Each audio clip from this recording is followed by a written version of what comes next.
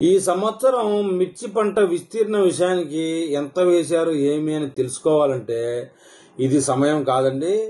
ఈ నెల ఆఖరికి లేదా సెప్టెంబర్ ఫస్ట్ వారానికి అయితే ఒక కొలమానం తెలుస్తుందని చెప్తున్నారు. ఇప్పుడు దాని విషయం మనం పూర్తిగా తెలుసుకుంటాం. ప్రస్తుతానికైతే మిర్చి పంట విస్తీర్ణం ఇదేనని ఖచ్చితంగా చెప్పలేని పరిస్థితి. ఈ ఏడాది పుష్కలంగా నీటి చెరువుల్లో గాని డ్యాముల్లో గాని ఏ కాలువల్లో గాని పుష్కలంగా ఉన్నాయని చెప్తా ఉన్నారండి. ఇక మిర్చి విస్తీర్ణం గురించి ఇప్పటికిప్పుడైతే ఎక్కువ భాగం విస్తీర్ణం తగ్గింది అని అనుకోవడానికి ఛాన్స్ లేదు. మొత్తానికి ఏదేమైనా ఈ నెల ఆఖరి వరకు మిర్చి పంట విషయంలో కొంతమంది మిర్చి పంట వేసే అవకాశాలు కనబడతా ఉన్నాయి. కొన్ని ఏరియాల్లో అయితే సెప్టెంబర్ మొదటి వారంలో కూడా మిర్చి పంట మొదలు పెట్టే అవకాశాలు ఉన్నాయని చెప్తా ఉన్నారు. అందు కారణం చేత ఎంత విస్తీర్ణం మిర్చి సాగు అయిందని చెప్పడానికి ఇప్పుడే మనం ఒక నిర్ణయానికి రాలేం. మొత్తానికి ఏదేమైనప్పటికీ 25% నుంచి 30% వరకు తగ్గే అవకాశం ఉంది అని చెప్పేసి మిర్చి రైతులు ఊహాగానాలు చెప్తా ఉన్నారు. ఆంధ్రప్రదేశ్ లో వచ్చేటప్పటికి 30% తగ్గిందని చెప్పేసి, అదే విషయం తెలంగాణలో వచ్చేటప్పటికి 40% వరకు తగ్గిందని చెప్పేసి, ఇక కర్ణాటక రాష్ట్రానికి వెళ్తే గనక 40% పైగా తగ్గిందని చెప్తా ఉన్నారు. కొన్ని వార్తాగానాలు ఊహాగానాలు హల్చల్ చేస్తా ఉన్నాయి. ఇక మధ్యప్రదేశ్ విషయానికి వెళ్తే కూడా 40% వరకు మిర్చి పంట విస్తీర్ణం తగ్గుదలగా నమోదు అయిపోయే అవకాశం ఉందని చెప్తా ఉన్నారు.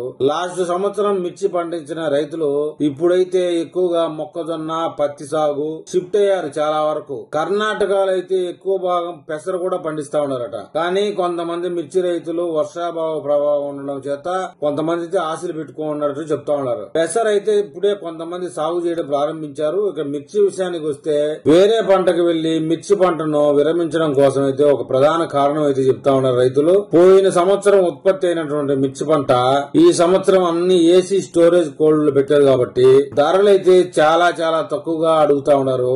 ఏ భాగంలో కూడా గిట్టుబాటు అయ్యే అవకాశమే లేదు.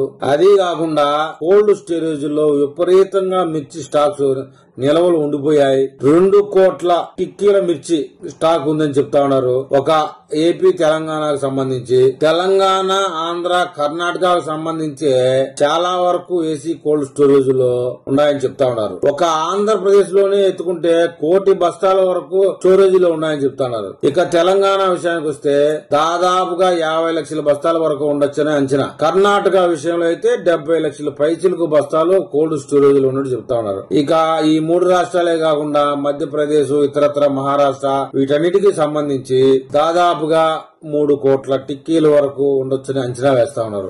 విక్రయదారులు ఎంత వరకు విత్తనాలు సేల్ చేయదాన్ని బట్టి విస్తీర్ణం ఎంత వరకు తగ్గిందని అంచనా వేస్తా ఉన్నారు. ఈ సంవత్సరానికి వచ్చేటప్పటికి 35% పైబడి విస్తీర్ణం తగ్గుతుందని చెప్తా ఉన్నారు. ఇది కేవలం విత్తన కొనుగోలు అమ్మకదారుల రికార్డులను బట్టి చెప్తా ఉన్నారు. బుల్లెట్ బండిని లాటరీ పద్ధతిలో పెట్టి సందర్భంలో సేల్ చేయాలని ప్రయత్నం చేయడం కూడా జరిగింది. అదే విధంగా టీవీలు, ఫ్రిడ్జ్లు, వాషింగ్ మిషన్లు ఇలా ఎన్నో ఆశ చూపించారు రైతులకి. ఏది ఏమైనప్పటికీ వ్యాపారులైతే విజయవంతంగా ప్రస్తుత పరిస్థితులను బట్టి విత్తనాలు అమ్ముకోవడంలో చాలా వరకు సక్సెస్ అయ్యారని చెప్తా ఉన్నారు. ఎందుకంటే ఒకవేళ వర్షాభావం బాగుండి లేదా మిర్చి రేటు పెరిగి మళ్లీ మిర్చి కొనాలనుకున్నప్పుడు ఈ ఆఫర్స్ ఉంటాయా ఉండవా అన్నటువంటి మీమాంసలో కూడా మిర్చి రైతులు అవసరం లేకపోయినా కూడా మిర్చి విత్తనాలు కొన్నట్టుగా సమాచారం. మొత్తం దేశవ్యాప్తంగా 30 నుంచి 40% వరకు తగ్గే అవకాశాలు కనబడతా ఉన్నాయి. పోయిన సంవత్సరం 13 లక్షలకు పైబడిన ఎకరాల్లో దేశవ్యాప్తంగా మిర్చి పంటని సాగు చేశారు.